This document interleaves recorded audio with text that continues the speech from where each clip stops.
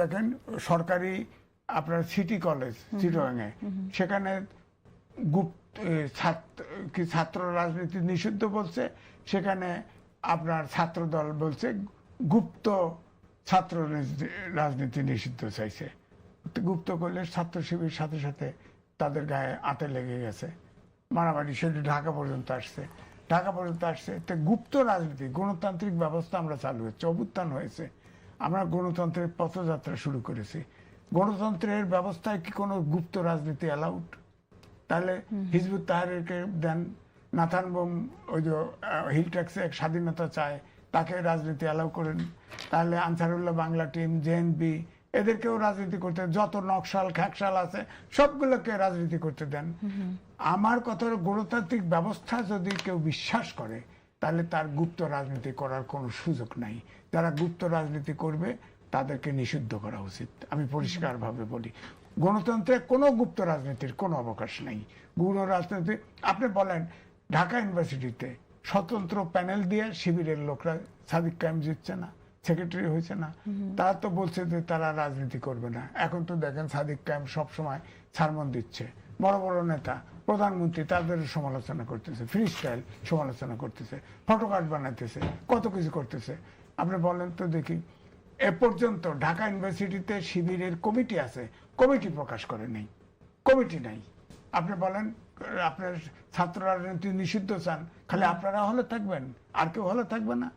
তো আপনার যে ছাত্র শিবিরের কমিটি যে স্লোগান দিচ্ছে, হ্যাঁ, তার কমিটি আছে ঢাকা ইউনিভার্সিটি, সে কমিটি ঘোষণা করে না, তাকে হলে থাকতে দেন কেন? ঠিক আছে, সেই সমালোচনা তো আছে, সেই বিষয়গুলো নিয়ে আলোচনার অবকাশ আছে, আমরা কথা বলতেই পারি। কিন্তু এখন যে জঙ্গি হামলার কথা বলছে, সেই জঙ্গি হামলার সাথে আপনি যেটা বলছেন গুপ্ত হয়ে রাজনীতি করা, সেটার কি কোনো সংযোগ আসলে আছে? সংযোগ আছে। গুপ্ত রাজনীতি, গুপ্ত যে থাকে সে তো যাইছে তাই করতে পারে। নকশাল গুপ্ত না? নকশাল আন্ডারগ্রাউন্ড পার্টি করে, নকশাল তারা না। গুপ্ত তো তা আরো সিরিয়াস, লুঙ্গির তলে আর এক পার্টির লুঙ্গির তলে থাকে, সে তো কি করে দিবে আপনি জানেন কি করে? আপনার ইন্দিরা গান্ধী কে মারছে, রাজীব গান্ধীরে কে মারছে, বঙ্গবন্ধুরে কে মারছে, জিয়াউর রহমানরে কে মারছে বলেন? বাংলাদেশের তার লোক মারছে, তার বিশ্বস্ত লোকই তো মারছে, কাছাকাছি লোকই তো মারছে এই লোকগুলোকে। আপনি বলেন তো, এরা তো গুপ্ত, এরা তো গুপ্ত সুপ্ত। সুতরাং গুপ্ত রাজনীতি, আমার কথা হলো গণতান্ত্রিক ব্যবস্থায় আপনার গুপ্ত কেন রাজনীতি করবে, গুপ্ত রাজনীতি কেন অ্যালাউ করা হবে? আমার পরিষ্কার বক্তব্য, গণতান্ত্রিক ব্যবস্থা বিশ্বাস করলে আপনাকে ওপেন রাজনীতি করতে হবে। যেমন জামাত ইসলাম গুপ্ত রাজনীতি, সব পার্টির ভিতরে গুপ্ত আছে না? জামাত ইসলাম তো সার্বজনীন রাজনৈতিক দলই না, কারণ আপনি দেখেন এটা এনজিও টাইপের দল, এই জন্য ইউনিসেফের সাথে খাতির। যতগুলো অর্গানাইজেশন, তাদের অর্গানাইজেশন আছে অনেক, একটা অর্গানাইজেশনে জামাতের সমর্থক বাইরে কেউ চাকরি করে বলেন? এবারে ইলেকশনের আগে তারা সার্বজনীন হওয়ার জন্য অমক ডিসগ্রান্টেড মুক্তিযোদ্ধা, অমক হিন্দু, অমক এগুলো নিয়ে জমাইছে, জমায় তারপরে বলে ভারতে গিয়ে বলে শরিয়া আইন বাস্তবায়ন করবো না, বাংলাদেশে ধাপে ধাপে শরিয়া আইন। শরিয়া আইন আপনি কি বোঝেন, আমি কি বুঝি বলেন? শরিয়া তার পলিটিক্সটাও ক্লিয়ার করে নাই। সুতরাং জামাত যদি ধরেন ঘটনাচক্রে ইলেকশনে জিততো, তাহলে তো এটা সবার জন্য জামাত সরকার হতো না, সরকার হতো জামাতের যারা সমর্থক তাদের জন্য হতো। সুতরাং তার তো এই অর্থে, এই পলিটিক্সের কারণেই তো তার রাজনীতি করার সুযোগ নাই। এখন এই সংবিধানে আপনি দেখেন আওয়ামী লীগ নিষিদ্ধ রেখে আপনার সন্ত্রাস বিরোধী আইন করেছে না। এখন ধরেন গণতান্ত্রিক রাজনীতিতে সংসদ বয়কট করার কোনো দাবিতে বয়কট করতে পারে, শান্তিপূর্ণভাবে মিছিল করতে পারে, মিছিল করতেছে, মিটিং করতেছে। 4 তারিখে বাতুলনগর উত্তরগড় থেকে জামাত মিছিল বের করলো, আপনার কারকাল মোড় পর্যন্ত গেল, তারপরে চলে আসলো। এমন করেন না, আপনার আইন শৃঙ্খলার পরিস্থিতির অবনতি ঘটান না দেখি, আছে না? গরম পানি আছে না, জলকামান আছে না, জেলখানা আছে না? প্রয়োজনে আইন করে বসে তো আইন করে আইছেন না সংসদে, এখন তো আইন আছে। বিএনপি প্রয়োজনে আপনাদেরকে নিষিদ্ধ করে দিবে।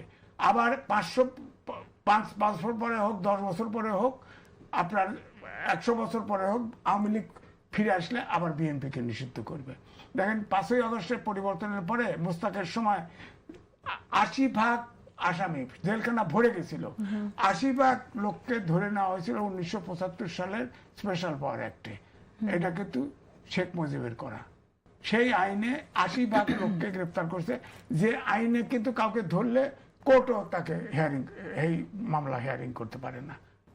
সেই রকম একটা আইন, ওপেন এন্ডেড একটা আইন করলেন। জামাত বসেছিল, এনসিপি অবশ্য লোক দেখানোর জন্য বয়কট করছে। আপনি আইন করছেন, তখন বুঝে উঠতে পারেন এই জামাত যে হায় হায় এটা কি করতেছে। তারা বলছে আওয়ামী লীগ নিষিদ্ধ করতে বাস খুশির ব্যাপার, পাকবো। এখন তো দেখেন শান্তিপূর্ণভাবে মিছিল করে করো, শান্তিপূর্ণ যত খুশি মিছিল করো, কোনো সমস্যা নাই। আইন শৃঙ্খলা পরিস্থিতির অবনতি। দ্বিতীয়ত হলো যে শেখ হাসিনা তার প্রশাসনকে ব্যবহার করে বাংলাদেশে জঙ্গিদেরকে দমন করতে পেরেছিল অ্যাবসলিউটলি। সেটা পলিটিক্যালি, গুপ্ত বলেন সুপ্ত বলেন যেভাবে বলেন এখন, তাদেরকে আন্ডারগ্রাউন্ডে পাঠিয়ে দিয়ে তারা যে সফলতা লাভ করেছিল, এটা ভারত এবং পশ্চিমা যে রাষ্ট্রগুলো রয়েছে যাদের জঙ্গিদের সম্পর্কে একটা আতঙ্ক রয়েছে, তারা যে কোনো কারণে হোক আওয়ামী লীগের এই পারফরমেন্সে বেজায় খুশি ছিল। তো এখন বর্তমান সরকার তাদেরকে যদি পশ্চিমাদের সঙ্গে একটা সুসম্পর্ক স্থাপন করতে হয় আর ভারতকে যদি নিশ্চিত করতে হয়, তাহলে তাদেরকে এই জঙ্গিদের বিরুদ্ধে ব্যবস্থা নিতে হবে। এখন দুটো কারণে এটা হতে পারে। প্রথমত হলো কোনো জঙ্গি নেই বাংলাদেশে, কিন্তু ওই যে পশ্চিমাদেরকে খুশি করার জন্য, ভারতকে খুশি করার জন্য এই জঙ্গি নাটক তৈরি করতে হবে। এই নাটক ছাড়া হবে না, এটার একটা জিনিস হতে পারে। অথবা যেটা আমরা শুনতে পাচ্ছি বা যেটা আমরা দেখেছি, আন্দাজ করেছি যে ডক্টর মোহাম্মদ ইউনূস ক্ষমতা আসার সঙ্গে সঙ্গে জেলখানা যখন খালি হয়ে গেল, তো খালি হওয়ার পরে সবাই সেখান থেকে বের হয়ে গেছে, এবং এদের মধ্যে ওই যে শত নাটক করার পরেও বহু সংখ্যক একেবারে প্রমাণিত নিষিদ্ধ সংগঠন জঙ্গি, যাদের আফগানিস্তানের ট্রেনিং ছিল, যাদেরকে আইএসের সিরিয়াতে যারা যুদ্ধ করেছে, পাকিস্তানের অনেকগুলো জঙ্গি গ্রুপের সঙ্গে যাদের যোগাযোগ ছিল, এমনকি মুম্বাই হামলাতে মানে এদের সম্পৃক্ততা ছিল, এরকম ভয়ঙ্কর লোকগুলো যারা বাংলাদেশের জেলে ছিল, তারা এই সময়টাতে বের হয়ে গেছে।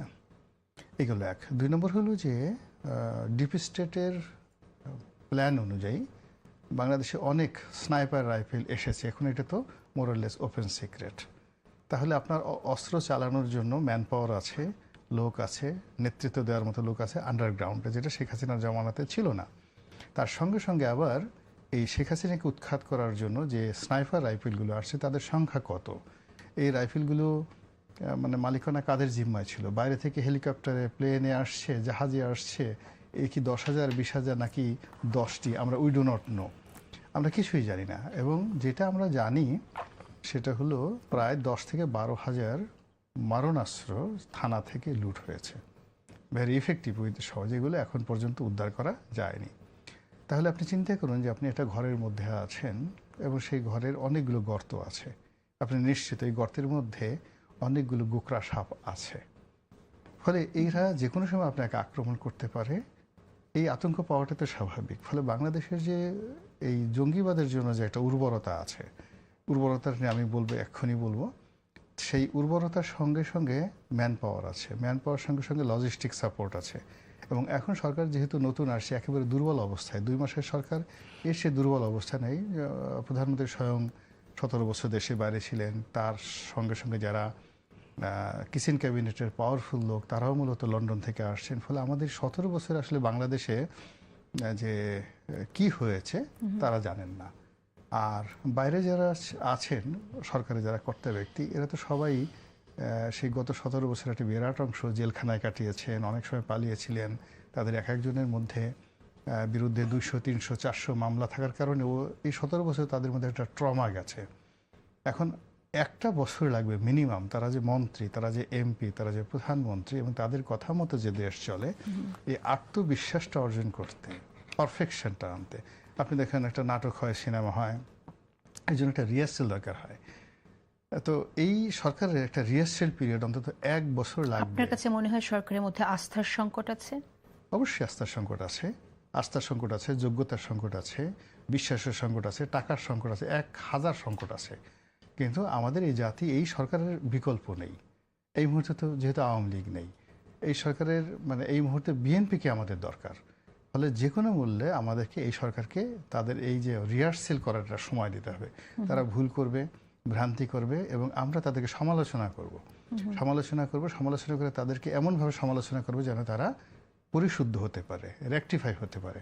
তো এই যে সময়টা যাচ্ছে এটা রিহার্সেল পিরিয়ড যাচ্ছে, তো সরকারের যারা শত্রু বা যারা জঙ্গিবাদ করতে চায় তারা বুঝতে পারছে যে এই সরকার 1 বছর পরে, ইভেন 6 মাস পরে তার যদি ভালো হয়, তার অত্যন্ত শক্তিশালী একটা সরকার হবে। বিকজ এই সরকারের ধরেন 18 কোটি মানুষ আছে, 18 কোটি শ্রমজীবী হাত আছে, তারপরে বাংলাদেশের অনেকগুলো অপরচুনিটি গ্লোবাল মার্কেটে শুরু হয়ে গেছে। যেমন আমরা এক্সপোর্টে খুব ভালো করছি, পার ক্যাপিটা ইনকাম ভালো, ফরেন রেমিটেন্স ভালো, বিদেশের সাথে ব্যবসা বাণিজ্য ভালো। এই সরকার মোটামুটি যদি বছরখানিক শুধু এই আত্মবিশ্বাসটা অর্জন করতে পারে, এই সরকার শক্তিশালী হয়ে পড়বে, প্রচন্ড শক্তিশালী হয়ে পড়বে। ফলে সরকারের যারা অপোনেন্ট তারা কিছুই করতে পারবে না।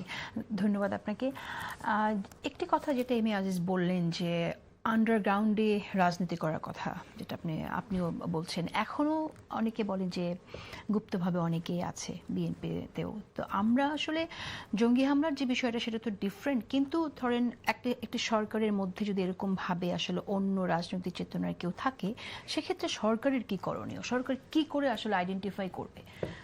মানে সরকার কিভাবে করবে এটা তো বলতে পারবো না, আমি তো খুবই ক্রুশিয়াল, এবং সেক্ষেত্রে হ্যাঁ ডেফিনেটলি এটা গোয়েন্দা সংস্থার সহযোগিতা সেখানে সরকার নিতে পারে, কিন্তু সেই গোয়েন্দা সংস্থাতে আছে কিনা সেটা আপনি কি করে নিশ্চিত হয়ে বলতে আমি পারবেন? আগের বক্তব্যটা শেষ করে নিই। আগে যেখানে আমি শেষ করেছিলাম সেটা হলো এরকম একটা দুর্বল মুহূর্তে তারা আক্রমণ করবে, এবং সেটা জঙ্গি আক্রমণ করে সরকারকে ভয় দেখাবে, আরও দুর্বল করবে, এবং এই সুযোগটা যদি তারা কাজে না লাগায় সরকার শক্তিশালী হলে পারবে না। ফলে this is the right time. জঙ্গিবাদের জন্য এটা একটা সবচেয়ে সঠিক সময় হলো সরকারকে ভয় দেখানো, আরও দুর্বল করা। দিস ইজ ফার্স্ট পার্ট শেষ। সেকেন্ড পার্ট হলো আলোচনার, সেটা হলো যে আপনাকে 50-এর দশকে চলে যেতে হবে। আমাদের পাক ভারত উপমহাদেশের যে রাজনীতি, এটি মূলত আমাদের এই অংশে, বাংলাদেশ, মায়ানমার, এই অংশে পশ্চিমাদের একটা মাস্টার প্ল্যান আছে, সেটা হলো বার্মা অ্যাক্ট। তো সেই যে বার্মা অ্যাক্টের কারণে কিন্তু রোহিঙ্গা সমস্যার সমাধান শুরু হয়েছে, এবং এটা কিন্তু শহীদ প্রেসিডেন্ট জিয়াউর রহমান আমলে সেই 79-86 সাল থেকে তখনই শুরু হয়েছে। ফলে ওরা এই যে একটা যে মার্কিন ডিপ স্টেট হবে, একটা যে জঙ্গিবাদ হবে, একটা রোহিঙ্গা প্রোগ্রাম হবে, ওদের একটার পর একটা মাস্টার প্ল্যান আছে। সেই মাস্টার প্ল্যান অনুযায়ী কিন্তু এখন আমরা জানি যে সরকারকে ক্ষমতায় আনা হয়েছে, বিরোধী দলকে আনা হয়েছে, একটা এই ধরনের বিভিন্ন রকম কথাবার্তা, আমেরিকার একটা লবি কাজ করছে। তো যখন আপনাকে কেউ, মানে যাকে বলা হয় কৃতদাসী বানাতে চাইবে, আমাকে কেউ কৃতদাস বানাতে চাইবে, তখন ফার্স্ট যে কাজটি করবে আমার বিশ্বাসের জায়গাটা নষ্ট করে দেবে। আপনার বিশ্বাসের জায়গাটা নষ্ট, আপনি মনে করবেন যে yes I am a slave. তো আমেরিকা বা ডিপ স্টেট যারা কখন কোনো একটা রাষ্ট্রকে তাবেদার বানায়, তার বিশ্বাসের জায়গাটা নষ্ট করে দেয়। তো এখন সরকার যেন কোনো অবস্থাতেই সে যেখানে বসে আছে তার জন্য বিশ্বাস না থাকে, সবসময় আস্থার সংকট তৈরি হয়, সেরকম একটা কাজ করবে বলে আপনি মনে করছেন? যেখানে আমার ফুয়েল নাই, আমার টাকা নেই, আমার অ্যাডমিনিস্ট্রেশন নেই, আমার চারিদিকে শুধু গুপ্ত, এদিকে আমার জেলখানা ভরা শুধু আওয়ামী লীগের লোকজন, জেলখানার বাইরে শুধু জঙ্গি আর জঙ্গি। এই যে না, কিন্তু সরকার তো জানেই যে সরকারটা ক্রাইসিস মোমেন্টের দায়িত্ব নিয়েছে। অর্থনৈতিক সংকটটা তো নতুন করে ক্রিয়েটেড, এটা আগে থেকেই চলমান একটি অবস্থা, এবং এই জায়গা থেকে আপনার যে মধ্যপ্রাচ্যের যে ক্রাইসিসটা শুরু হলো সেটাও তো সরকারের সাথে রিলেটেড। সরকার তো এখানে কিছু করার নাই। মানে এই সংকটটা তো মধ্যপ্রাচ্যের যে যুদ্ধটা শুরু হয়েছে সেখানে তো সরকার, আমাদের এখানে সংকট মোকাবেলার জন্য করার আছে, কিন্তু সেই সংকটটা তো আপনার সরকারের উপরে পড়ে গেল। আমি সেটাই বলছি, দায়িত্ব নেওয়ার পর সরকারের উপরে পড়ে না। এখানে মূল ব্যাপার হচ্ছে নেতৃত্ব বলে দ্য লিডার ইটসেলফ। যিনি নেতা, তার প্রথম যোগ্যতা হবে তিনি সমস্ত দায় দায়িত্ব নেবেন। এই জিনিসটা যদি বলে যে আমার কোনো দায় দায়িত্ব নাই, এই সব কাজ ইনু সাহেব করে গেছে, সব কাজ শেখ হাসিনা করে গেছে, দ্য ফার্স্ট থিং হলো আপনি বলবেন যে এই কোনো নেতাই না, ইজ নট এ লিডার, তার যোগ্যতা নাই। লিডার যেটা বলছে ফরগেট এভরিথিং, আমি এখন ক্ষমতার চেয়ারে বসে আছি, সমস্ত দায় দায়িত্ব আমার। আজকে থেকে বাংলাদেশে যদি একটা সিঙ্গেল লোক যদি কষ্ট পায়, আমি এর জন্য দায়ী। এই কথা যে বলতে পারবে, জাস্ট লাইক লিক ওয়ানের মতো। সে যখন মালয়েশিয়া যখন তাকে আউট করে দিল, সমস্ত সবকিছু বন্ধ করে দিল, তাড়িয়ে দিল, সে এসে সিঙ্গাপুরের জনগণের কাঁদলো, ওয়াজ ক্রাইং।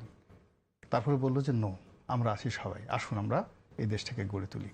তো এরকম আর কি, যে অতীতের কোনো কথা। সেক্ষেত্রে তাহলে আমি যদি উদাহরণ টানি, হামের উদাহরণ যদি টানি, যে হাম থেকে যে শিশুরা মারা যাচ্ছে, এবং সেখানে আপনি জানেন যে বেশ কিছুদিন ধরে বাচ্চারা টিকা পায়নি, হামের টিকা পায়নি, তাহলে এই যে ফ্যাক্টটা, এটাকে সরকার তুলে ধরবে না? না, তুলে ধরার দরকার নেই, তাদের কোনো কিছু বলার দরকার নেই। এখানে মূল ব্যাপার হলো হামের যে সমস্যাগুলো, এইটা এই সরকারের জন্য, আমাদের দেশের জন্য it's a matter of 6 hours, 6 ঘন্টার ব্যাপার। বিকজ হামের যে টিকাগুলো আমাদের দেশের ফার্মাসিউটিক্যাল কোম্পানিগুলো আপনার 6 ঘন্টার সময় দেন, 100% যে প্রয়োজন যেটা সেটা মিটিয়ে দেবে। সরকার যেটা কাজটা করছে, নাটক করছে, নাটক তৈরি করছে, এবং নাটক করা সরকারের যারা কর্তা ব্যক্তি তাদের জন্য ক্ষতিকর, দেশের জন্য ক্ষতিকর। আপনাকে সমস্যাটা সমাধান করতে হবে। মানে সরকার কেন নাটক করবে? এই যে মানে ওই ব্যাপারে, রাজনীতির ব্যাপারে ভালো লেখাপড়া নেই, এটার যে পরিণতি হয়, মানে এই ধরনের নাটক করলে যে ফলাফল ভালো হয় না, এই ব্যাপারে তারা জানে না। They don't have the education. আচ্ছা, এখন আপনি যদি বলেন যে কি এডুকেশন, এডুকেশনটা হলো যে আপনি যখনই বলতেছেন যে একটা সমস্যা অতীতে একজন করে গেছে, এটা যখন আপনি প্রকাশ করে দিচ্ছেন, আপনার এটা চরিত্রের, ব্যক্তিত্বের একটা দুর্বলতা। আর আপনি যখন বলছেন যে কোনো প্রবলেম নাই, আপনি নিজে নিজে জানেন প্রবলেম হয়েছে এবং এটা আপনি গোপনে সমাধান করে দিলেন। যে সকল পলিটিশিয়ানরা, রাজনীতিবিদরা, এটা হাজার বছরের ইতিহাস। তো এই হাজার বছরে যে সকল রাজনীতিবিদরা যখন একটা দেশে গেছে, তারা যে সমস্যাগুলো দেখেছে, কোনো রকম ক্রেডিট নেওয়ার চেষ্টা করেনি এবং কোনো রকম কারো বদনাম করেনি, শুধু সমস্যাটা সমাধান করেছে। আল্লাহর একটা বরকত তাদের উপর এমনি এসে পড়েছে। এখানে হামের যে সমস্যাটা আমরা দেখতে পেয়েছি, সেটা হলো ইউনূস জামানাতে সেখানে হামের কিছু টিকা কেনা হয়নি, দেওয়া হয়নি, জটিলতা তৈরি হয়েছে। এটা কোনো কিছু বলার দরকার ছিল না, কাউকে ব্লেম করার দরকার ছিল না। সে শুধু যে সমস্যাটা হয়েছে, খুব অল্প টাকা, এখানে খুব টাকাও বেশি দরকার নেই। আর যে মানে মানে ওষুধগুলো লাগবে, এটা বিদেশ থেকে আমদানি করার দরকার নেই। সে শুধু বাংলাদেশের ফার্মাসিউটিক্যাল কোম্পানিগুলোকে বলবে 6 ঘন্টার মধ্যে বা 6 দিনের মধ্যে আমাকে ওষুধগুলো দাও, এত টাকা। আচ্ছা, একটা বিরতি নিচ্ছি। ম্যাটার 300। এবং নামও জানি, ব্যারিস্টার সারোয়ার সাহেব মেজর ছিল, সে নিজে বাদী হয়ে মামলা করেছে। তারপরে এটা তদন্ত হয় না কেন? তদন্ত হয় না কেন বলেন আপনি? এখন যে তাকে চিনলাম না, গ্রামীণ ব্যাংক থেকে এনে বসায় স্বাস্থ্যমন্ত্রী বানাই দিছে, সে ঠিকানা, কিন্তু ছাত্রদের কথায় তো চুরি ঠিকই করছে। তার তো টাকা, তার দুদক লাগাই দেন অন্তত পিছে, আর কিছু না পারবেন না, বলতে হবে তো এটা। এখন ধরেন রনি ভাই যেটা বললেন, তার প্রতি শ্রদ্ধা রেখে বলছি, ধরেন আমাদের বাংলাদেশের এই এখন যে ফাইজারের টিকা ভায়া ইন্ডিয়া হয়ে আসছে, তাই না? ফাইজারের টিকায় যারা বুস্টার ডোজ দিছে, তাদের কিন্তু এখন উপসর্গ আরম্ভ হয়েছে, কিছু কিছু উপসর্গ দেখা যাচ্ছে, দাঁতের মতো হচ্ছে। এটা কোনো চিকিৎসা করে সারানো যায় না, এরকম অবস্থা। এক জায়গাতে আর এক জায়গায় শরীরে, এক জায়গাতে আর এক জায়গায় স্প্রেড করে। এখন ধরেন আমাদের এই যে ওষুধ কারখানাগুলো আছে, তাদের অর্ডার দিল, তারা 7 দিনের ডেলিভারি দিতে পারে। এখন যদি অন্য কোনো উপসর্গ দাঁড়ায়, তখন তো আবার কানা আগে যাওয়া দোষ, কানা পাশে যাওয়া দোষ। কানা তোকে যাইতে কইছিল কি? তুই মরা শুরু করছে, আরো 200 মরুক, তারপরে তুই আসল টিকাতে তুই এখন এদেরকে দিলি কেন? রোগ তো হবে। সুতরাং আমার কথা হচ্ছে যে এখন তো টিকা দেওয়া শুরু হয়েছে, টিকা আসছে, দেরি হয়েছে বুঝলাম, কিন্তু যারা এইটা তৈরি করলো, সমস্যা তৈরি করলো, তাদের বিচারে নেবেন না আপনি? এই যে ধরেন ডক্টর মোহাম্মদ ইউনূস, আপনার প্রেসিডেন্ট, প্রধানমন্ত্রী, বিরোধী দলের নেতা 3 মাসের ভিভিআইপি মর্যাদা পাইত। সে তার জন্য সে স্পেশালি আপনার 1 বছরের করে নিচ্ছে এসএসএফ পাহারা। এটাকে এখন 6 মাস করছে এই সরকার, 6 মাস করে দিয়েছে সংসদে। নীল এটা 2 নম্বরই না? প্রজ্ঞাপন পাওয়া যায় না কেন? এই প্রজ্ঞাপন গায়েব করে দিছে, বিজি প্রেস থেকে প্রজ্ঞাপন ছাড়িয়ে দিছে, দেখছে হায় হায় এত গোপন রাখা লাগবে, গায়েব করে দিছে। প্রজ্ঞাপন নাই, কোথাও নাই। কিন্তু আমার কাছে 2টা প্রজ্ঞাপন আছে, আগেরটাও আছে, পরেরটাও আছে, আমার কাছে আছে। সে 1 বছরের নিচে, এখন তার 6 মাস হলো। আপনি 6 মাস করে সে প্রজ্ঞাপনটা জারি করলো কিভাবে? গোপনে, গুপ্তভাবে। কেন সে এই প্রজ্ঞাপনটা যায়? তাকে জিজ্ঞেস করছে একবার? সে প্রধান উপদেষ্টা হয়েছে, এটা কি? কি প্রধানমন্ত্রী নাকি? সে কি প্রেসিডেন্ট নাকি দেশের প্রধান? অন্তর্বর্তীকালীন সরকারের প্রধান। সে কি বিচারের ক্রিমিনাল কেস অর্থাৎ ফৌজদারি অপরাধ করলে কি সবাই মাপ পাবে? তাকে জিজ্ঞাসাবাদ করা হয় না কেন? আমি তো মনে করি যাদের বিরুদ্ধে অভিযোগ দুদকে আসছে, তাদের সবার আপনার তদন্ত হওয়া উচিত। দোষী হলে ফৌজদারি অপরাধে যা অপরাধ হয় তার শাস্তি হবে। অপরাধ যদি প্রমাণিত না হয়, সে নির্দোষ হবে, সমস্যা নাই। আর আমি কিন্তু কোনো জায়গাতে, কোনো সেক্টরে এখন এই ইউনূস সরকার থাকার পরে এনজিওর সাথে যার সম্পর্ক আছে, তাদেরকে আর আমি কোনো মনে করি দেশপ্রেমী মনে করছেন না। আচ্ছা, সেই আলোচনায় আসছি, তার আগে একটু বলেন যে আমরা তো হুমকি নিয়ে, ঝুঁকি নিয়ে কথা বলছি, গোপনে যারা রাজনীতি করছে তাদের নিয়েও কথা হচ্ছে এখানে। তো প্রধানমন্ত্রীর সতর্কতার বিষয়ে আপনার কাছে কি মনে হয়, যে প্রধানমন্ত্রীর নিরাপত্তার বিষয়ে আপনি কি মনে করেন যে আরো সতর্ক হওয়া উচিত? না, অবশ্যই। একটা দেশের প্রধানমন্ত্রী, অনুন্নত দেশের প্রধানমন্ত্রী, যে দেশে গুপ্ত সুপ্ত রাজনীতি চলে, যেখানে আন্ডারগ্রাউন্ড রাজনীতি, একটা অংশের স্বাধীনতা চায়, এরকমও আছে, সে দেশে তো সতর্কতা থাকতে হবে, সতর্ক থাকতে হবে। তিনি যে টিম নিয়ে চলেন, এটা তো আবার ব্যক্তিগতভাবে সমালোচনা আমি করছি না, যে চেহারাগুলি দেখি এই চেহারাগুলি তাকে রক্ষা করতে পারবে না।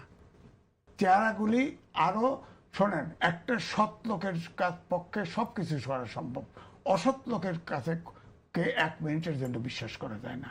হ্যাঁ, আপনি দেখেন শহীদ প্রেসিডেন্ট জিয়াউর রহমান, আমি ওনাকে ডাইরেক্ট বলছি, প্রধানমন্ত্রীকে ডাইরেক্ট আমার সাথে 1 to 1 কথা হয়েছে। আমি বলছি আপনার তো কোনো আইকন দরকার নেই।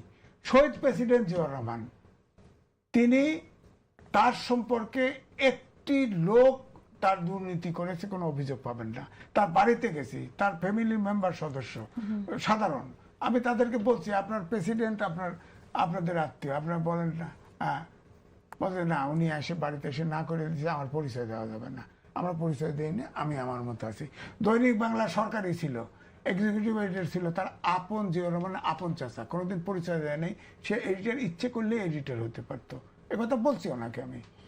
শহীদ প্রেসিডেন্ট জিয়াউর রহমান, তিনি দেশ চালাতেন, কোনো সময়ে রাজনৈতিক দলের লোকের সাথে কথা বলতেন না। তার প্রত্যেকটা সেক্টরে আলাদা আলাদা চয়েস করার লোক থাকতো, যারা নিরপেক্ষভাবে সাহসের সাথে ক্রিটিসাইজ করে কথা বলতে পারতো। এরকম একটা টিম নিয়ে আলাদাভাবে বসে পরামর্শ নিত। আমার তো মনে হয় এই প্রধানমন্ত্রীর সেরকম পরামর্শদাতা নাই। আমি তো বলছি আপনার মা, কিন্তু আমরা তো দেখি যে উনি অনেকের সাথে আলোচনা করছেন, অনেককে ইনভাইট করছেন, সেরকম তথ্য আমরা শুনতে পাই না। শোনেন, এটা শোনেন তো, কথা বলেন, কিন্তু উপযুক্ত লোকটা হতে হবে, যার পলিটিক্যাল ব্যাকগ্রাউন্ড নাই, সে যতই পশ হোক না কেন। যার রনি ভাই যেটুকু বুঝবে আমি কিন্তু বুঝবো না, উনি এমপি ছিল, উনি মানুষের পাল যতটুকু বুঝবে আমি অতটুকু বুঝবো না।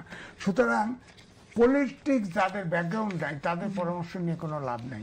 তাহলে আপনি বলেন তো দেখি, যেখানে ইপিজেড নাই, উনি ঘোষণা দিলে আমি ইপিজেড করবো, এখানে ইপিজেড আছে যেখানে ইপিজেড আছে, বলেন তো দেখি। তারপরে বলে দিল ভাসানী জিয়াউর রহমানের কাছে তার ধানের শীষ অফার করে গেছে। আরে ধানের শীষ, ভাসানী মারা গেছে কবে, আর ধানের শীষ কেমনে ওনার কাছে দেয়? এটা কে গাইড করে? এটা গুগলে সার্চ দিলে পাওয়া যায়। এটা কে গাইড করলো? অর্থাৎ ওখানে অবশ্যই গুপ্ত আছে, গুপ্ত তাকে একটা কথা বলে মিসগাইড করে দেয়। হ্যাঁ, তো সুতরাং এগুলো তো বাঁচতে হবে। অন্তত পক্ষে ওই লোকটি যে এই ব্লান্ডার করতে পারে, প্রধানমন্ত্রীর মুখ দিয়ে এই কথা বলাতে পারে, তার অন দ্য স্পট তার চাকরি যাওয়া উচিত আমি মনে করি। প্রধানমন্ত্রীকে মিসগাইড করা, প্রধানমন্ত্রীকে বিপদে ফেলা, বিপদগামী করার যে চেষ্টা করে তার পার্সোনাল স্টাফ, তাকে রাইট একেবারে 1 সেকেন্ড দেরি করা নাই। আপনি মনে করছেন প্রধানমন্ত্রীকে আরো কঠোর হতে হবে এই বিষয়ে? দায়িত্ববান হতে। আপনি বলেন তো দেখি, আপনার ফরেন উপদেষ্টা আছে, সে প্রতিমন্ত্রী স্ট্যাটাসে, লন্ডনে হিথ্রো এয়ারপোর্টে নামিয়া অ্যাম্বাসেডার চাকরি খাই দিছে। বলেন তো দেখি এটা কি করে হয়? তাকে কল ব্যাক করতো, প্রসেস আছে, আরেকজন বসাই দিত, সরকার আসছে বসাইতে পারে, এভাবে হয়। এটা সার্ভিসের প্রবলেম, এটা হয়। এটা এক্সপেরিয়েন্স অথবা শিক্ষার অভাব। ওই ভদ্রলোক অ্যাডভাইজার হলো সিলেটি, আমি সিলেটি, লন্ডনে সিলেট এলাকায় ঘুরছি, তো সিলেট আর নিউ ইয়র্ক একই জিনিস। ওই সিলেটের ওই সিলেটি পাড়া আর নিউ ইয়র্ক একই জিনিস। তো সুতরাং আপনি তারে প্রতিমন্ত্রী বানায় দিচ্ছেন, তো এরকম অপমান তো হইতে হবে, আপনাকে দোষ তো নিতে হবে আপনাকে। ভিন্ন একটি টপিকে কথা বলতে চাইছি। আমরা দেখলাম যে সরকারের সিএসআর এর, এর আগে আপনি জানেন সিএসআর এর ফান্ড থেকে প্রধানমন্ত্রী যে তহবিল, সেখানে অনেকেই গিয়ে প্রধানমন্ত্রীর তহবিলের টাকা দিত। এবার আমরা আবার ভিন্ন রকম একটা দেখলাম যে হ্যায়ের পক্ষে, গণভোটের পক্ষে প্রচারণার জন্য বাংলাদেশ ব্যাংকের সিএসআর তহবিল থেকে বেশ কয়েকটি সংগঠনকে অর্থ সহায়তা দেওয়া হয়েছে। সেখানে তার মধ্যে আছে ছাত্রদের বৈষম্যের এজেন্ডা বাস্তবায়ন করে। অনেক সময়, বেশিরভাগ সময় তারা আবার করে কি, বিদেশ থেকেও টাকা নেয় এবং ভয় দেখিয়ে সরকারের কাছ থেকে টাকা নেয় এবং প্রাইভেটলিও টাকা কালেকশন করে। ফলে এই লোকগুলো ভালো মানুষ নয়। এই মন্দ মানুষদের একটা বিরাট গ্রুপ অফ গ্যাং, যারা ডক্টর মোহাম্মদ ইউনূসের ঘাড়ে ভর করেছিল। উনি এমনি লোভী মানুষ, ডক্টর মোহাম্মদ ইউনূস এমনি লোভী মানুষ। তারপরে হলো তার জীবনে যে জনকল্যাণের যে কর্মগুলো, এই কোনো ইতিহাস নেই তার জীবনে। মানুষকে উপকার করার, দেশের কল্যাণে আওয়াজ তোলার, ধরুন মুক্তিযুদ্ধের সময় আমরা এত মানুষকে দেখি, ওনাকে তো কোনোদিন একটা মুক্তিযুদ্ধের পক্ষে একটা কথা বলতে কখনো দেখিনি। তো এইরকম একে তো উনি এইরকম মানুষ, তার উপরে আবার ওনার সাথে এই দুষ্ট লোকগুলো, যেগুলো কখনো একত্রে এই 10-12 জন দুষ্ট লোক বা গ্রুপ কখনো বিএনপির উপরও চাপতে পারেনি, আওয়ামী লীগের উপরও চাপতে পারেনি অতীতকাল। এই লোকগুলো একসঙ্গে তার মাথার উপর চেপে বসেছিল, ফলে ধীরে ধীরে ধীরে ধীরে দুর্গন্ধ বেরোচ্ছে। এই যেমন যেটা আপনি বললেন যে বাংলাদেশ ব্যাংকের মতো সিভিল একটা প্রতিষ্ঠান, সোসাইটির মেম্বারসদের একটি অংশকে আপনি এভাবে দুষ্ট লোক বলে দিচ্ছেন। শুধু তারা দুষ্ট না, তারা মহাদুষ্ট। আমরা তাদেরকে সিভিল সোসাইটি যেটা বলছি, আমরা যে সমস্ত লোক হয় আমরা সিভিল সোসাইটি বুঝি না, অথবা যে কোনো কারণে হোক, তাদের অবস্থার কারণে, তাদের কানেক্টিভিটির কারণে বা তাদেরকে আমরা ভয়ের কারণে আমরা তাদেরকে পরিহার করি, তাদের সাথে গণ্ডগোলে জড়াতে চাই না। কিন্তু আপনি যদি তাদেরকে সাথে বসেন, তাদের পারিবারিক জীবন, ব্যবসায়িক জীবন, অর্থনৈতিক জীবন, এই জিনিসগুলো আপনি ট্রান্সপারেন্ট পাবেন না, কোথাও আপনি ট্রান্সপারেন্ট পাবেন না। এমনকি তাদের যে লেখাপড়ার যে মান, সেটাও কাঙ্ক্ষিত পর্যায়ের না। আমাদের দেশের অনেক অনেক ভালো ভালো মানুষ বিভিন্ন সমাজের ট্রেডে আছে। ধরুন একজন সাংবাদিক, এখন একজন সাংবাদিক কেন তাকে গিয়ে একজন প্রধানমন্ত্রীর কার্যালয়ে গিয়ে দালালি করতে হবে? আমি যেটা বুঝি না। আমি ধরেন একজন সংসদ সদস্য, তাকে কেন প্রধানমন্ত্রীর পিছিয়ে পিছিয়ে গিয়ে তাকে একটা কথা বলতে গিয়ে প্রধানমন্ত্রী, তার বাপ মা, আত্মীয় স্বজনকে 1 ঘন্টা তোষণ করে তারপরে তার মূল বক্তব্যে যেতে হবে? এই জিনিসগুলো আমার কাছে যুক্তিযুক্ত মনে হয় না। এবং আমি গত সেই এরশাদ জমানা থেকে খুব ক্লোজলি রাজনীতি দেখছি। এইরকম কাজকর্ম করে এখন পর্যন্ত টিকে আছে আমি একজন সিঙ্গেল লোকের দেখি না। 3-4 বছর পরে এরা না হারিয়ে যায়, আর তাদের কোনো নামগন্ধ থাকে না।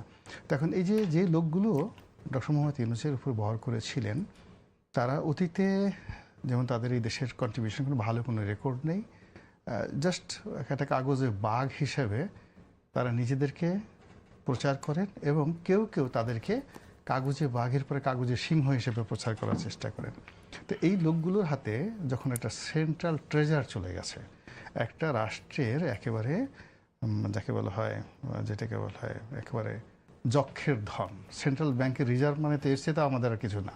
তো এই গ্রুপটির হাতে কিন্তু এই সেন্ট্রাল ব্যাংকের রিজার্ভটা চলে গিয়েছিল। এখন আমরা আল্লাহর কাছে শুকরিয়া জানাবো যে তারা যদি পুরো একেবারে রিজার্ভটা চুরি করে নিয়ে যেত এবং পুরোটাই যদি হা ভোটের পক্ষে খরচ করে ফেলতো, আমাদের কিন্তু কিছু করার ছিল না। তারা তো আমাদের প্রতি এহসান করেছে যে ওখান থেকে। তাহলে এখন আমরা দেখছি হা ভোটের পক্ষে প্রচারণা করছে যেভাবে, মানে হা ভোটের পক্ষে প্রচারণা বলতে গণভোটের যে রায় সেটাকে মেনে নেওয়ার জন্য যে আন্দোলন এখন দেখছি, সেখানেও তাদের সাথে সুর মিলিয়ে কথা বলছেন সিভিল সোসাইটি মেম্বার্সদের একটি অংশ। তাহলে কি জামাত এবং সিভিল সোসাইটি মেম্বার্সদের মধ্যে এক ধরনের যোগ আমরা দেখছি কিনা? এটা একটা নতুন একটা ডিমেনশন কিনা? ফার্স্ট থিং হলো যে দেখেন, আমরা কিছু মানুষ একেবারে প্রথম দিন থেকেই, আমি যেমন একেবারে আগস্ট মাসের 10 তারিখ থেকে বলে আসছি যে ইউনূস সাহেবকে যে প্রধান উপদেষ্টা করা হলো, এটা একটা রং সিদ্ধান্ত এবং তার হাতে এই দেশটা ডুববে। এগুলো এক। গণভোট নিয়ে প্রথম দিন থেকে আমি যেটা বলেছি যে এই গণভোটের কোনো আইনগত ভিত্তি নেই, প্রয়োজন নেই, এবং এটা জাতির জন্য একটা বার্ডেন তৈরি করবে, একটা বিভেদ তৈরি করবে। এমনকি রাজনৈতিক উদ্দেশ্যে সালাউদ্দিন সাহেব বা স্বয়ং প্রধানমন্ত্রী ভোটের আগে গণভোটের ইতিবাচক কথা বলেছেন, এটা আমি ব্যক্তিগতভাবে সাপোর্ট করিনি। আমার নিজের ব্যক্তিগত জায়গা থেকে আমি এটা বলতে পারি। আবার এখন যে জিনিসটা আমি বলছি যে এই সময়টাতে যে বিএনপি এই কাজগুলো করবে, এই কথাও আমরা অনেকে বলেছি যে বিএনপি হয়তো এখন ডক্টর মোহাম্মদ ইউনূসের সঙ্গে একটা কোনো কন্ট্রাডিকশন অ্যান্ড কনফ্লিক্টে যেতে চাচ্ছে না, জামাতের সঙ্গে কৌশল করতে চাচ্ছে, ফলে তারা যা বলছে সব মেনে নিচ্ছে, কিন্তু যখন ক্ষমতায় আসবে এর একটাও বিএনপি মানবে না। এবং বিএনপি এখন সেম কাজটা করছে, এবং আপনি আমার অসংখ্য এরকম টকশোতে আপনি এই ধরনের স্পেস পাবেন। তো আমি বা আমার মতো অনেকে এই কথাগুলো বলেছি। এখন বিএনপি এই গণভোট যদি বিএনপি মানে, জুলাই সনদে যেভাবে চার্টার করা হয়েছে সেই জিনিসগুলো যদি বিএনপি বাস্তবায়িত করতে যায়, তাহলে এখন বিএনপির যে দুর্বলতা এবং অক্ষমতা আছে এটা আরও 10 গুণ হয়ে যাবে। এখানে একটা ত্রিমুখী সরকার হবে, পার্লামেন্ট কেন্দ্রিক একটা সরকার হবে, সেটার একটা 2টা অংশ থাকবে, আপার হাউস কেন্দ্রিক একটা প্রেশার গ্রুপ থাকবে, এবং বঙ্গভবনে শাহাবুদ্দিন চুপ্পুর পরিবর্তে যদি ডক্টর মোহাম্মদ ইউনূস রাষ্ট্রপতি হিসেবে সেখানে বসেন এদের অনুযায়ী, এবং সেখানে আপনি কি সেরকম কোনো সম্ভাবনা দেখেন? সেই সম্ভাবনা না, সেটার জন্যই তো বিরোধী পক্ষ লড়াই করছে। এখন যা কিছু হচ্ছে তারা তো জুলাই সনদে ওইভাবে যে প্রধানমন্ত্রী এখন যে ক্ষমতা আছে সেই ক্ষমতাটা জাস্ট অর্ধেকেরও কম থাকবে, বর্তমান যে নিম্নকক্ষ পার্লামেন্ট যেটা সেটাকে যখন উচ্চকক্ষ হয়ে যাবে, উচ্চকক্ষ নিম্নকক্ষের মধ্যে একটা কন্ট্রাডিকশন হয়ে যাবে। না, কিন্তু রাষ্ট্রপতি হিসেবে ডক্টর মোহাম্মদ ইউনূসের কথা আপনি বলছেন, এটা তো আপনি কি অনেক বলছেন আগেই যে বলছি, অনেক বিরোধী বলছি। জোট কি আসলে সেই জন্য আন্দোলন করছে যাতে এরকম না, কোনো তাদের ধরেন আলটিমেটলি যদি সত্যিকার বলতে হয়, যদি আন্ডার মানে টেবিলে কোনো সমঝোতা হয়ে থাকে, আমরা লন্ডনের যে সমঝোতার কথা বলি, তাহলে আসলে এই সমঝোতাগুলি হয়েছে, এর বাইরে অন্য কোনো সমঝোতা হওয়ার কোনো সুযোগ ছিল না। এখানে ইউনূস সাহেব যে কাজটি করেছে, যেটা নিয়ে জামাতের সাথে তাদের খুব বিরোধ হচ্ছে, তারা যেটা জামাত এবং এনসিপি তারা সবাই চাচ্ছিল যে ইউনূস সাহেব আরও 5 বছর থাকুক, বিএনপি কি পারে, কি করতে পারে আমরা দেখব, আমরা আছি আপনার সঙ্গে। কিন্তু সামহাও ডক্টর মোহাম্মদ ইউনূস যে কোনো কারণে হোক নিজে ভয় পেয়ে গেছেন, অথবা আমেরিকার চাপ থাকতে পারে, অথবা অন্য কোনো, বিশেষ করে ওই উসমান হাদি হত্যাকাণ্ডের পরে টোটাল যে ডেইলি স্টার এবং এই প্রথম আলোতে যে আক্রমণের পরে মানে সরকারের মধ্যে ভীষণ রকম অস্থিরতা তৈরি হয়ে যায়, এবং তাদের যে সকল পশ্চিমা সাপোর্টার ছিল তারা এই সরকারের উপর থেকে তাদের সমর্থনটা প্রত্যাহার করে নেয়। তো ওই সময়টাতেই ডক্টর মোহাম্মদ ইউনূসের সাথে তারেক রহমান সাহেবের একটা সমঝোতা হয়েছে লন্ডনে, যেটাকে সরকারি দলের এক প্রতিমন্ত্রী বলছে যে উনি ট্রফি, মানে তারেক রহমান সাহেব যে জিতে গেছেন, জিতে যাওয়ার পর তার যে ট্রফিটা সেটা লন্ডনে গিয়ে তারেক রহমান সাহেবকে দিয়ে আসছেন। পার্লামেন্টে এই কথাগুলো হয়েছে। তো একটা সমঝোতা তো হয়েছে। এখন সেই সমঝোতা বিএনপি ওই সময়টাতে করেছে তাদের প্রয়োজনে, আর সরকারও না, করেছে। সমঝোতা হওয়া ট্রফি দেওয়া কিন্তু এক বিষয় হলো আপনি না। দুটাকে এক কেন আপনি সমঝোতা যদি বলেন, অর্থাৎ আমরা বলতেছি সমঝোতা, আর সরকারি দলের একজন সবচেয়ে গুরুত্বপূর্ণ প্রতিমন্ত্রী যিনি, তাকে বলা হয়, উনি ট্রফি এটা এই অর্থে বুঝিয়েছেন যে গণঅভ্যুত্থানে বিএনপির যে অবদান সেই জায়গা থেকে অনেকে এটা খাটো করে ছোট করে দেখার চেষ্টা করেছে, কিন্তু সেই জায়গায় উনি ট্রফি দিয়েছেন। পুরো বক্তব্যটা শুনলে সেরকম আমি শুনছি, আপনি তার বক্তব্যটা আমি শুনছি, আমি এখানে অত ব্যাখ্যায় যাব না। আমি শুধু ট্রফি কাকে বলে, ট্রফি আমরা তাকেই দেই যখন সে নিশ্চিত বিজয়ী হয় কারো হাতে। ট্রফি এমনি এমনি কারো হাতে দেওয়া হয় না। ট্রফি শব্দটা আদারওয়াইজ তিনি লেখাপড়া জানেন না, ট্রফির অর্থ বুঝেন না, অথবা উনি যেটা বলছেন আমরা সেটা লুকাতে চাচ্ছি। ইট মিনস ট্রফি যদি উনি বলে থাকেন আর ট্রফি যদি আমরা বুঝে থাকি, সেটা হলো তারেক রহমান সাহেব বিজয়ী হবেন, প্রধানমন্ত্রী হবেন, এই প্রধানমন্ত্রী এবং বিজয়ী হিসেবে তাকে একটা স্বীকৃতি দিয়ে তার হাতে একটা ট্রফি তুলে দিয়ে এসেছেন doctor Mohammad Yunus. That's is the Bangla কথা, এর মধ্যে আর কোনো ইংরেজি নাই। তাই যদি হয় তাহলে সেখানে ডক্টর মোহাম্মদ ইউনূসের সঙ্গে যদি সমঝোতা বলেন, ট্রফি বলেন, এই একজনকে একটা ট্রফি দিল, there is a some condition. সেই কন্ডিশনটা কি? সেই কন্ডিশনটার জন্যই কিন্তু এখন বিরোধী দল নানা রকম সংকোচ, আপনি যতক্ষণ না পর্যন্ত একটা রোগীর রোগ শনাক্ত করতে না পারবেন, সমস্যা বুঝতে না পারবেন, ততক্ষণ পর্যন্ত চিকিৎসা দিতে পারবে না। এখানে আপনাকে বুঝতে হবে প্রবলেমটা কোথায়। ওকে, আপনি তো ট্রফির কথা বলছেন, কিন্তু আমরা এখানে একটু ফিরেই গেলে, পেছনে গেলেন আপনি, কিন্তু আমরা যদি বর্তমান সময় নিয়ে কথা বলি, সেই জায়গাতে আপনি বলছেন যে এক ধরনের একটা নেপথ্যের এক ধরনের একটা সমঝোতা আছে, সেটা সে আদায় করবার জন্য এই আন্দোলন। কিন্তু পাশাপাশি আমরা আবার এরকমও শুনছি যে সংস্কার ইস্যুতে আসলে সরকার যদি স্পষ্ট করতে না পারে সংস্কারে আসলে কোন কোন জায়গায় পরিবর্তন করবে, সেখানে একটা জনগণের মধ্যে বিভ্রান্তি তৈরি হবে। আমি বিপ্লবী ওয়ার্কার্স পার্টির সাধারণ সম্পাদক সাইফুল হক, তিনিও এরকম একটি মন্তব্য করেছেন। এম এ আজিজ, আমি আপনার মন্তব্য শুনতে চাই। তিনি স্পেসিফিক বলছেন সংস্কার ইস্যুতে স্পষ্ট অবস্থান তুলে ধরতে ব্যর্থ হয়, জনগণের মধ্যে বিভ্রান্তি তৈরি হচ্ছে, এতে করে বিএনপি তাদের অর্জনের একটি অংশ বিরোধীদের হাতে তুলে দিচ্ছে।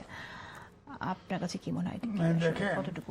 সংস্কারের বিষয়ে কয়েকটা ধরেন 16টা অধ্যাদেশ এবং 4টা অধ্যাদেশ তো মোটামুটি বাদই করে দিছে। কেন বাদ করলো? এবং কয়েকটা অধ্যাদেশ তারা অবশ্য বলছে, সরকারি দল বলছে যে আমরা এটা আরো শক্তিশালী করে পরবর্তী সংসদে উপস্থাপন করব। জি, আমরা তো বিষয়গুলো জানি, কিন্তু আসলে যে কারণে আমি যেটা বলছি যে যেগুলোকে আটকে রাখলো, সেগুলো আমি বিশ্বাস করতে চাই সেগুলো আরো শক্তিশালী হোক আর না হোক, অন্তত অধ্যাদেশগুলো উঠবে। সেই জিনিসটাই তো আগে ক্লিয়ার করা উচিত ছিল। কারণ হচ্ছে আগে যদি বিএনপির পজিশন যদি আপনার উপস্থাপন করত, তাহলে কিন্তু এত বিতর্ক, এত মাইলেজ কিন্তু বিরোধী দল পেত না। এখন তো শাখা প্রশাখা যাচ্ছে। এখন একটা পিপুলস পারসেপশন এটি দাঁড়াইছে যে আপনার জুলাই সনদের গণভোটের বিরোধিতা করছে বিএনপি, খালি আপনার সংবিধান দেখাতে চায়। কিন্তু এটা তো প্রমাণ করতে পারে নাই যে 106 অনুচ্ছেদ আপনি মানলেন, রাষ্ট্রপতির নিয়োগপত্র নিলেন, 148 অনুচ্ছেদ অনুযায়ী আপনি ওথ নিলেন, 133টা অধ্যাদেশ এটা মানলেন সংবিধান অনুযায়ী, সবই সংবিধান অনুযায়ী মানলেন, এখন এসে কারণ সংবিধান না, এ কথাটা তো মানুষ খাচ্ছে না। মানুষ একটা অভ্যুত্থান ঘটেছে, কিছু তো সংস্কার চায়। যেমন ধরেন বিচার বিভাগের ব্যাপারে, এটা তো মাজদার হোসেন মামলা বহুত আগেই আছে, তার আলাদা সচিবালয় হয়ে গেছে, স্টাফও রিক্রুট হয়ে গেছে, আপনি এটাকে এখনো ক্লিয়ার করেন নাই। তাহলে আপনার মতামতটা আগে এটা ওয়ার্কআউট করতেন। 133টা যদি আপনার, আমি সেখানে মনে করি আইনমন্ত্রী বলেছেন নিম্ন আদালতের অনেকেই এটা চান না, সেই বিষয়টাও এসেছে। না, চাওয়া আর না চাওয়ার সাথে তো প্রয়োজন নাই। আপনি নিম্ন আদালত কি অধ্যাদেশ জারি হয়েছে, তখন কই গেছিল নিম্ন আদালত? নিম্ন আদালতের ওরা কি আন্দোলন করে? তা কেন করবে? আপনার আলাদা আসলে শুধুমাত্র বক্তব্য না, এটার সঙ্গে ফ্যাক্ট থাকে, ফিগার থাকে এবং ডকুমেন্ট থাকে। তো যদি সেই ঘটনাটা রিয়েলি হয়ে থাকে যে জামাতের সঙ্গে আওয়ামী লীগের কোনো যোগাযোগ বা আওয়ামী লীগের যারা দোসর আছে তারা যদি সামহাও জামাতে এখন পাইকারি হারে জামাতে এবং এনসিপিতে যোগদান করে, রিফাইন্ড হয়ে যায়, তো এটা আসলে সরকারের জন্য তো একটা বিরাট হুমকির ব্যাপার, বিপদের বিষয়, এটা খুব সাধারণ বিষয় না। আর প্রধানমন্ত্রী এটা তো যেন তেন লোক বলেন, এটা যদি সালাউদ্দিন সাহেব বলতেন বা মির্জা ফখরুল বলতেন, ওটাকে আমরা ধরে নিতাম যে সে পলিটিক্যাল স্ট্যান্ড। প্রধানমন্ত্রী যখন করে একটা কথা বলবেন, it means that is based on fact and figure. তো সেই অর্থে যদি জামাতের সঙ্গে, এনসিপির সঙ্গে, ছাত্রলীগের, যুবলীগের, আওয়ামী লীগের, জাতীয় পার্টির, এবং আমরা দেখলাম জাতীয় পার্টি থেকে অনেকে জয়েনও করেছেন, তারা এই বলেছেন জিনিসগুলো যদি সংযোগ হয়ে থাকে তাহলে আপনি রাজপথের যে আজকের যে দৃশ্য, এই দৃশ্য আপনি দেখবেন না। আপনি সামনে যে এমনকি বিএনপির যে একজন খুব ঢাকা শহরে খুব ইফেক্টিভ লিডার, যে পুরনো ঢাকার একজন নেতা, তাকে বিএনপি থেকে বহিষ্কার করা হয়েছিল স্বতন্ত্র ইলেকশন করার কারণে, সে এনসিপি, হ্যাঁ, সে জয়েন করলো। পুরনো ঢাকাটা একটা ব্যতিক্রম জায়গা, এখানে বাইরের লোক গিয়ে কিন্তু সেখানে রাজনীতি করতে পারে না। এবং ঢাকার দক্ষিণ সিটি কর্পোরেশনে যারাই জিতবে তাদেরকে পুরনো ঢাকার ভোট লাগবে। তো সেই ক্ষেত্রে ইসহাক সর্দার যে এনসিপিতে যোগদান করেছে, এটা এই মুহূর্তে সরকারের জন্য এটা ভালো সংবাদ নয়। তো এভাবে যদি ধরেন বিএনপির অনেক লোক আছেন যারা 17টা বছর টেকনাফ থেকে তেঁতুলিয়া পর্যন্ত এই দলটাকে ধরে রেখেছে, ইসহাক সর্দারের মতো এরকম বেশি না, গোটা 20 লোককে যদি যে কোনোভাবে জামাত ভিড়িয়ে আনতে পারে, তাহলে তাদের লোকজন কিন্তু ওই সামনে থাকবে ইসহাক সর্দাররা, আর পেছনে থাকবে আওয়ামী লীগের যারা লোকজন, তাদের ফেসগুলো আসবে না। এক্ষেত্রে সরকারকে বিপদে ফেলা, তাদেরকে চাপের মধ্যে রাখা, এটা জামাতের জন্য 1-2 বিষয়। This is one. Second thing হলো, আমাদের দেশে যেটা হয়, আপনি যত ভালো কাজই করেন না কেন, নর্মাল ট্রেডিশন হলো এই বছর যারা ক্ষমতায় থাকবে পরবর্তীতে বিরোধী দল ক্ষমতায় আসবে। তো সেক্ষেত্রে 5 বছর যদি সরকার নির্বাচন দেয়, সেখানে জামাত নিশ্চিতভাবে ক্ষমতায় আসবে ইলেকশনে। এখন বিএনপি কোনো অবস্থাতে আসবে না ট্রেডিশনে। তাকে যদি বিএনপিতে নির্বাচনে আনতে হয়, তাহলে 2014 সনে যেটা আওয়ামী লীগ করেছে, 18তে 24-এ যে কাজ করছে, ঠিক সেম কাজ তাকে র্যাগিং করতে হবে। কিন্তু তাকে যদি ভোটের মাঠে ছেড়ে দেওয়া হয়, তাহলে বিরোধী দল আমাদের দেশে সাধারণত ক্ষমতায় আসে। তো এটা তো আসলে সরকারের জন্য উভয় সংকট। 5 বছর পরেও জামাত আসতেছে, আবার জামাত যদি এখন রাজপথ উত্তপ্ত করে 6 মাস পরে সরকারকে টেনে হিসেবে নামানোর জন্য হুমকি দেয়, এটাও একটা বিপদ। তো এই বিপদ থেকে যদি সরকারকে বাঁচতে হয়, উদ্ধার করতে হয়, তাকে ব্যাপকভাবে তার প্রত্যেকটা কাজের সঙ্গে জনসম্পৃক্ততা খুব বেশি লাগবে। প্রধানমন্ত্রী যিনি আছেন, তাকে দেখলে জনগণের ভিতরে একটা সম্ভ্রম পয়দা হবে, তাকে দেখলে জনগণের মায়া লাগবে। তারপরে তিনি যে কেবলই মাত্র জনগণের জন্য কাজ করছেন, জনগণের সঙ্গে তার যে সম্পৃক্ততা, এটার মধ্যে কোনো ভাইয়া মিডিয়া থাকতে হবে না। এবং এইরকম একটা পরিস্থিতিতে কেবলমাত্র জনগণ, সাধারণ ভোটার, সে কি আওয়ামী লীগ করে, জামাত করে, রাজনৈতিক ভোটার, এমনি সাধারণ মানুষ, তার কাছে তিনি যদি একজন সার্বজনীন প্রধানমন্ত্রী হয়ে যান, জনপ্রিয় প্রধানমন্ত্রী হয়ে যান, তাহলে আমি মনে করি যে চলমান যে সংকটগুলো, এগুলো তিনি মোকাবেলা করতে পারবেন। আদারওয়াইজ এগুলো তাকে তাকে ভোগাবে, যথেষ্ট ভোগাবে। ওকে, একটি তো হচ্ছে আপনার সরকারের যে চ্যালেঞ্জ, সরকার যে দায়িত্বগুলো পালন করবে, সাধারণ মানুষের যে প্রত্যাশার জায়গা সেটা মিট আপ করার জন্য যে কাজগুলো করা, সেটা ঠিক আছে। কিন্তু পাশাপাশি যে কথাটা গোলাম মাওলা রানীও বললেন যে সুসংগঠিত হচ্ছে এখন বিরোধী জোট এবং জাতীয়তাবাদী দল, এইটা নিরেট মধ্যপন্থী জাতীয়তাবাদী দল হিসেবে দাঁড় করতে না পারে, তাহলে বিএনপি নিজেই বিপদে পড়বে। 1, 2 হচ্ছে ধরেন অনেক সংকট, এই জ্বালানি সংকট থেকে শুরু করে যত সংকট এই সরকারকে ঘিরে ধরছে, অপ্রত্যাশিত, 2 মাস বয়স। এর ভিতরে এই সংকটগুলো তো সরকার তৈরি করে নাই, এই সংকট ঘাড়ে এসে চাপছে। অন্তর্বর্তীকালীন সরকার 24 লাখ কোটি টাকা ঋণ করে রেখে গেছে, বিদেশি ঋণ করে রেখে গেছে। এই ঋণ এখন সামনে বাজেট 9 লাখ কোটি টাকার বাজেট হবে। তো এই 24 লাখ কোটি টাকার যে বাজেট, আরো 9 লাখ কোটি টাকা সংগ্রহ করতে হবে লোন করে। ধরেন IMF, ADB, ওয়ার্ল্ড ব্যাংক এদের কাছে যাইতে হবে। যাইতে গেলে এই লোনটা এলে, লোন তো আনলেন, বাজেট দিলেন, আবার লোনও পেমেন্ট করতে হবে। এদিকে জ্বালানি তেল, জীবন এবং জীবিকার লাইফলাইন, এটাও নয়। তো এখন যেটা মুখ্য, আমি যেটা বলবো যে অপোজিশন তো সংগঠিত হওয়ার চেষ্টা করবেই, লেফট অন রাইট যাই করুক। এই ধরেন নাহিদ ইসলাম, আমি বনশ্রীতে বাস করি, আমি কারো করি না, আমি এ ব্লক হচ্ছে সবচাইতে পশ এরিয়া, আমি ওখানে সবাই আমাকে চেনে। একমাত্র যদি ঢাকা শহরে বলেন এই ব্লকে কোনো চাঁদাবাজি নাই, হ্যাঁ, ওখানে আমাকে চেনে। নাহিদ ইসলামকে ভোট দিছি এমন একটা লোক আমি পাইনি, একটা লোক আমাকে বলে নাই। সবাই সত্য কথা বলে আমার কাছে, পাইনি। কিন্তু সে তো এমপি, সে তো এখন স্পিকার। তাহলে কি আপনি কি মনে করছেন যে কি হয়েছে? ঘোষণা হয়ে গেছে, ঘোষণা হয়ে গেছে। আচ্ছা, তার মানে তো জামাত যে ইঞ্জিনিয়ারিং কথা বলে সেটাও আপনি বলছেন যে ইঞ্জিনিয়ারিং হয়েছে এরকম কিছু। ডক্টর মোহাম্মদ ইউনূস বলছে না নির্বাচনের আগে তরুণদের ভিতরে